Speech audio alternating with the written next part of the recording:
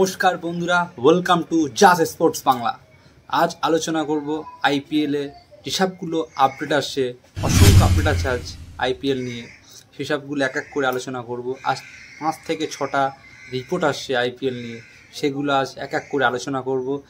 তারপরে ঈশান কিষানের পরবর্তী কোন টিম হবে আইপিএলে, সেই টিমকে নিয়ে আলোচনা করব। যে নেক্সট কোন টিমের হয়ে আইপিএল খেলবে ঈশান কিষান, সেটা নিয়ে আলোচনা করব। নাম্বার 1, ঈশান কিষানকে নিয়ে আলোচনা করি।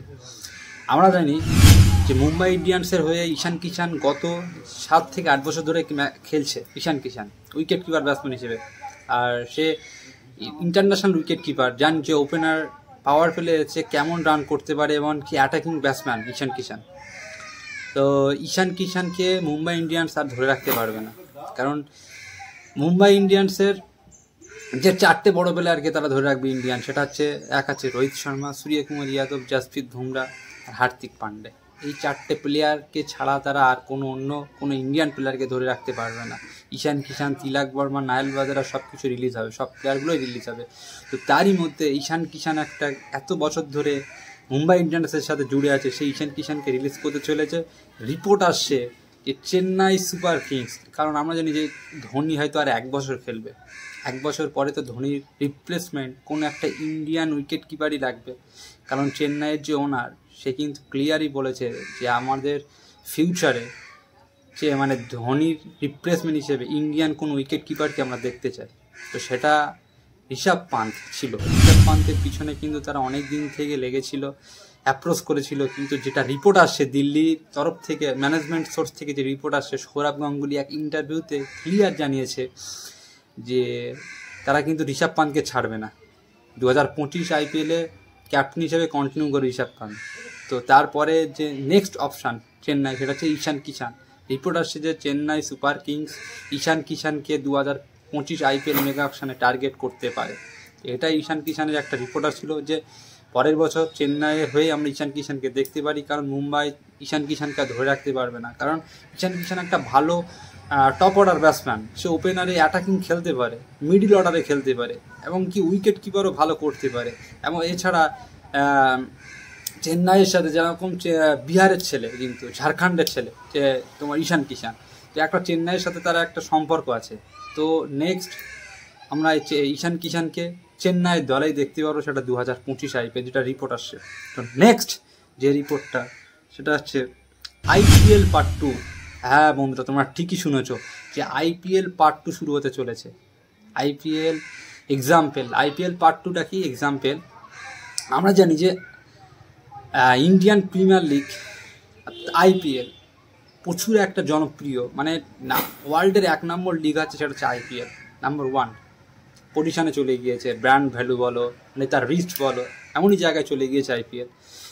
তো বিসিসিআই সোর্স থেকে কিছু রিপোর্ট আছে যে বিসিসিআইয়ের ইচ্ছা আইপিএল পার্ট 2, অর্থাৎ যেসব প্লেয়ারগুলো অবসর আছে, লেজেন্ড লিগ খেলতো সব প্লেয়ারগুলো, যেরকম বড় বড় প্লেয়ার, সুপারস্টার প্লেয়ার ছিল, যেমন সচিন টেন্ডুলকার, বীরেন্দ্র সেবক, ক্রিস গেল, এবি ডিভিলিয়ার্স, তারপরে যুবরাজ সিং, সুরেশ রায়না, এইসব বড় বড় প্লেয়ারগুলো, তারা যেসব প্লেয়ারগুলো অবসর নিয়ে বসে আছে, এইসব প্লেয়ারদের নিয়ে একটা আইপিএলের মতনই আর কি, আইপিএলের টুর্নামেন্টের মতনই একটা লিগ তারা আয়োজন করতে যায়, সেটা আইপিএল পার্ট 2। তো এটা একদম পুরো যেরকম দেখেছি যে ফরম্যাটে হয়, যেরকম আইপিএলে যেরকম আরসিবি, কেকেআর, মুম্বাই, এরকমই দল থাকবে। এরকমই দলের সঙ্গে হয়তো 6টা বা 8টা দল থাকবে, সেই দলগুলো অকশানে আসবে, এইসব বড় প্লেয়ারদের উপর ইনভেস্ট করবে, একদম সেম আইপিএল ফরম্যাটে হবে এই আইপিএল পার্ট 2টা। তো গুড নিউজ, আমরা 2025 এই আইপিএল পার্ট 2টা দেখতে পারবো।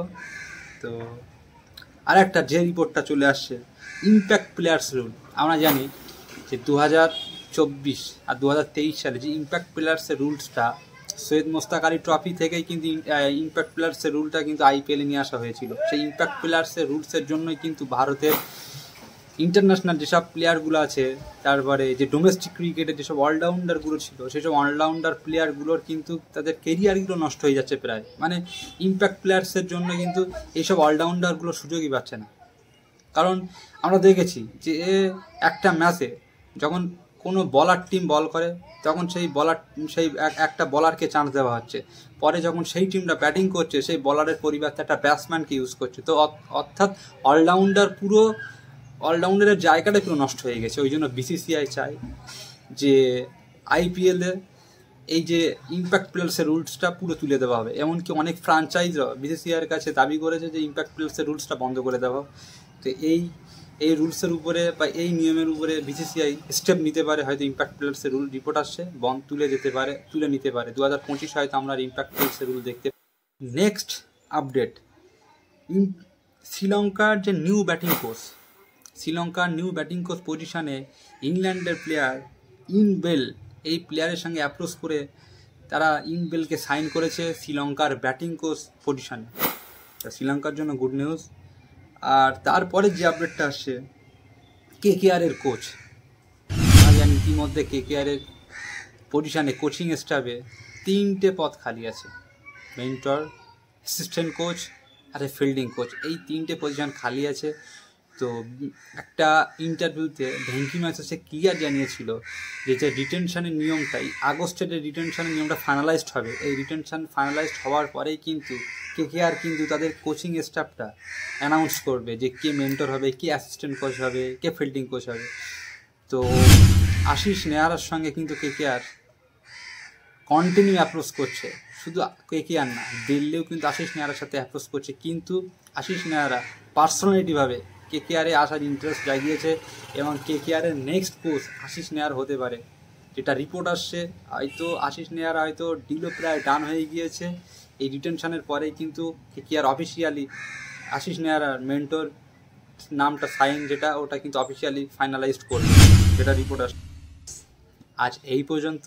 প্লিজ ভিডিওটা ভালো লাগলে তোমরা চ্যানেলটা একটা লাইক করবে, আর আমার ভিডিও তোমরা নতুন আসলে প্লিজ চ্যানেলটা সাবস্ক্রাইব করবে, যাতে তোমরা প্রত্যেক দিন যে মিনিটে মিনিটে যে ক্রিকেটের আপডেটগুলো আসে আইপিএলে সেগুলো তোমরা সবার আগে এই চ্যানেলে দেখতে পাও।